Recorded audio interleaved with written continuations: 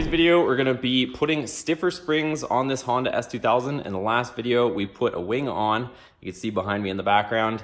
And with all the downforce, the added downforce, plus the track duty we're gonna be doing, we want stiffer springs on the car so that it handles better. It can take the added loaded force of the wing and the splitter, that extra load, it's gonna carry it. So Swift Springs has hooked us up with some springs. I'll show you guys that stuff in just a second. But what we're gonna have to do first is, since our alignment spec is measured to the current ride height, I'm gonna take some measurements with the car sitting on the floor to see where my ride height currently is, so that we know once we take off the old springs where we're at, so we can set it back to the same spot. So right now, I'm gonna run around, do some quick measurements, and we'll get that stuff recorded so that we're ready to go, and we'll get to putting on the new springs. So Swift has hooked us up, Swift Springs. I'll link everything in the description below. These are their 12K springs, so these are gonna be stiffer than what's currently on there. We've got 4 springs in the box, brand new, ready to go. This is how they come packaged. These are very high quality springs, so we should be a much better ride once we get these on. Currently on the car is a 10K in the front and an 8K in the rear. That's okay for, street purposes and maybe not, a big wing and a big front splitter like that. But with all this added downforce, we're definitely gonna need some stiffer suspension to make up for it. Otherwise, this thing is just gonna be squatting like crazy when we're on the track. So what we're gonna do, again, we're gonna measure the distance from the fender to the floor on all 4 corners so that we know where this thing is sitting.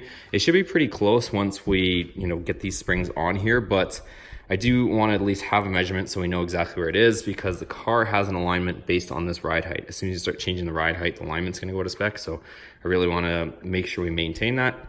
So let me run around, measure that stuff, and we can get this car on the hoist, get it up, wheels off, and get those coilovers out of there. Okay, so we're about 25 inches clearance from the ground to the fender on about all 4 corners. It's kind of fallen a little bit out of spec since we've last adjusted it. So at least we have a baseline for where it roughly should be, but we'll get the car up, get the wheels off, and then we can take the coilovers off, but we can at least have an idea of where it should be, and we'll fine tune it when we put it back together.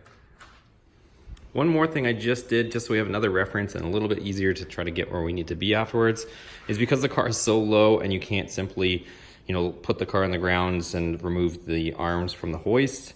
I did take more measurements with wood underneath there in a specific spot, so we can at least get a general idea, put the car down, and it'll relieve the actual hoist, right? So if I didn't have the wood under there and you tried putting the hoist all the way down, the car is not gonna be off the hoist. So I did it so that we can put the car down, it sits on the wood, we can get a rough idea of if our suspension's in the right, general area, then we can put it back up, and then we'll do the final measurements off the wood on the ground.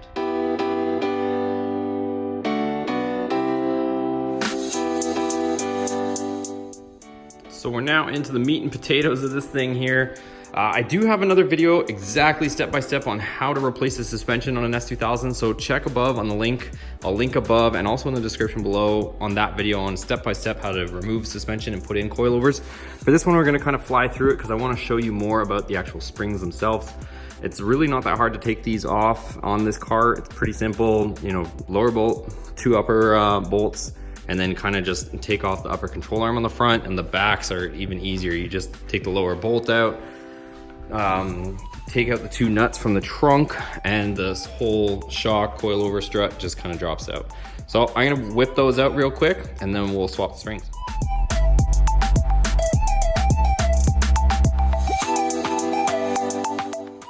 And just like that, the coilovers are off the car. And here's the new one. We went with a little bit shorter ones just to kind of save a little bit of weight. Less steel on the car is gonna be a little bit less weight, but we'll have to adjust our perch. So our actual collars here, we had to tighten them up to make up for that difference. So we just moved them up to adjust for that. And now we can go ahead and put the spring back on. How I got this off, there's just a simple nut at the top that holds the top pillow mount on. And you just zip that nut off. This comes off. It helps if you have an impact. The cheap one like that one works. It gets the job done. Zip the nut off. This comes off, and then your spring comes off. So now we're just gonna put the new one on, put the pillow mount back on the top, and then we'll put the nut on, and we can put this strut back into the car.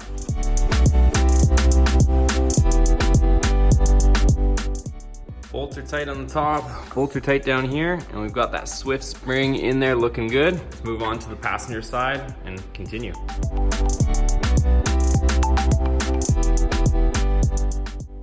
And we got the driver's side spring on. We'll put the top hat on and put this coilover back in. All right, both fronts are in, everything's tight.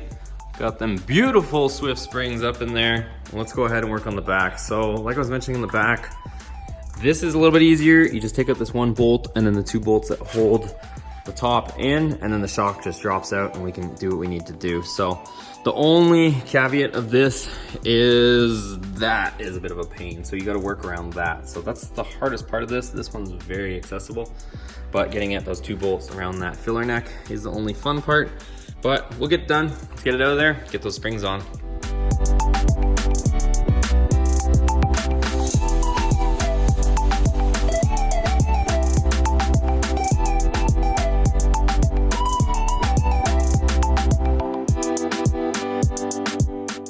So the rear springs are actually pretty well the same height, so we shouldn't have to adjust where these collars are. We should be able to just, for the most part, put these springs on. It should be pretty close. So anyways, same as before, you guys. Zip the top nut off. This comes off, spring comes off, and the reverse of that. We're gonna put the new springs on, put this top hat back on, and the washer and the nut. So let's get it done, get on the car.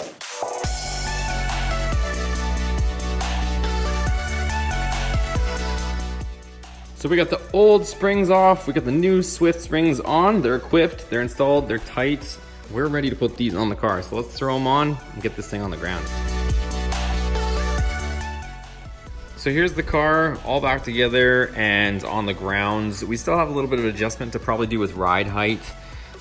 Personally, I'd like to chop a little bit more height out of it, but we're gonna be going to the track next weekend and I really don't want to chance any rubbing. So might leave a little bit more height into it until I really know how much it's gonna compress. Just because if we go to the track and it starts rubbing, then we'll have more of a headache, and I really just wanna have a fun day at the track. But yeah, it's sitting well, sitting nice, and let's talk about how it rides.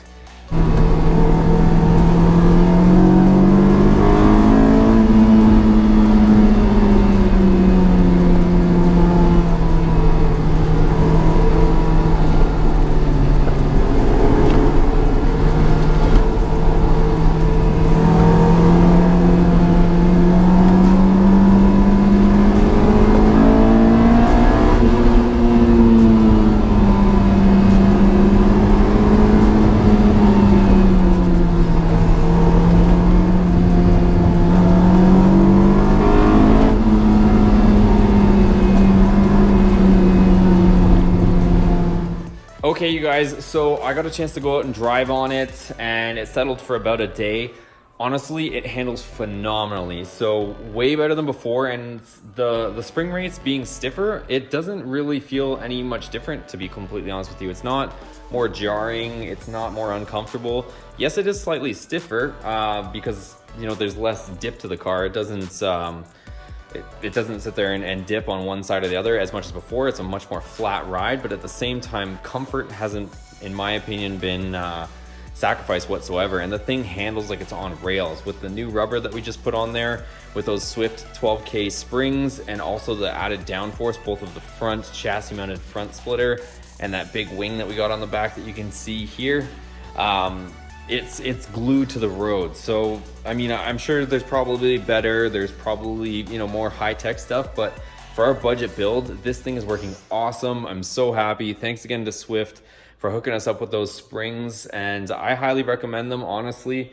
I know they helped us out with these springs, but these things work amazing, and I wouldn't hesitate to put them on my other car as well. So there's actually, we have BC Racing coilovers on the Viper also, and there's a Swift spring upgrade for that too. I think I might go ahead and do the same thing, because now, honestly, the S2000 rides better than the Viper does with the regular springs on it. So anyways, you guys, if you enjoyed this video, please make sure to give it a thumbs up. I'll link below the Swift springs that I use. You can check out them as well. They'll probably have an application for your ride too.